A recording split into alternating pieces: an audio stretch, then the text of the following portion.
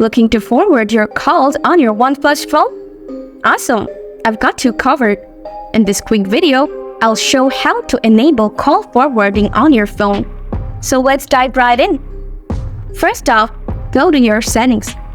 Then scroll down a little bit. After that, tap on mobile networks. Next up, find call settings down below. After that, tap on career-related settings. Now, select call forwarding.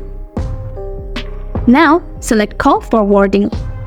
Here, you will see options like always forward, when busy, when unanswered, and when unreachable.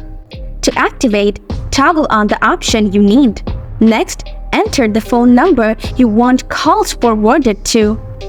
Or you can pick a number from your contacts list. To do that, simply tap on the plus icon. Then, choose your contact's name. Hit OK, and you're good to go. And there you have it. Call forwarding is all set up on your OnePlus phone.